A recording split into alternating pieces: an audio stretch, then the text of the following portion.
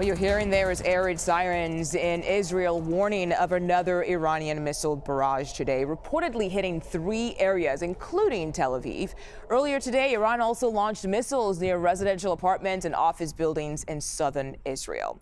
I want to bring in Robert Murrett for more. He is a professor at the Maxwell School of Citizenship and Public Affairs at Syracuse University. Thank you so much, Robert, for making time for us on 24/7 today. I want to ask here, what are the risks to U.S. national security as it pertains to this conflict?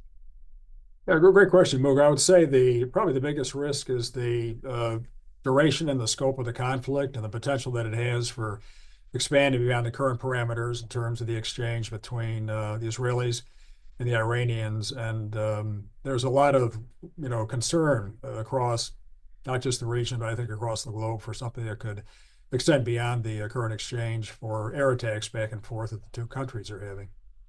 And so in the event, let's just say the U.S. does eventually get involved in this conflict, what assets are in the region right now, and what is the process of actually mobilizing them?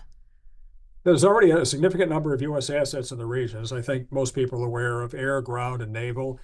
These are forces that are based in the Gulf states, elsewhere in Saudi Arabia and so forth, and also naval forces, to include, we'll have 3 aircraft carriers in the region shortly to plus up our naval presence, and significant air assets from both the Air Force and the United States Navy in the region that could conduct air attacks, and also provide additional defensive posture and force protection for the ground, naval, and air forces that we've got in the region. So I want to ask, where exactly does the U.S. bunker busting bomb, what does it come into play here? Because obviously we know Israel does not have the capability to go into Fordow and actually blow up that place, but the United States apparently does. So how does that work, and when and where does that come into play? Yeah, a great question. I think there's been a tremendous amount of attention of what, from a targeting standpoint, a weapon that we know is the GBU-57, which is also known as the Massive Ordnance Penetrator weapon, and the potential that has for being used against the underground nuclear-related facilities in Iran at Fordow, a mountainside site.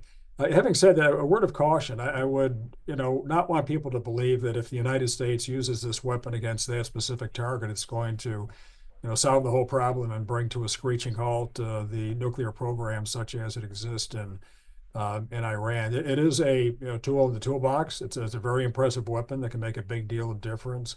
The final comment: the facility at Fordow is what we call an HDBT, a hard and deeply buried target, and one that is really difficult to get at. So the weapon would certainly make a difference there. But again, I would caution against believing that this is going to solve all our concerns we may have about nuclear developments and nuclear programs inside Iran.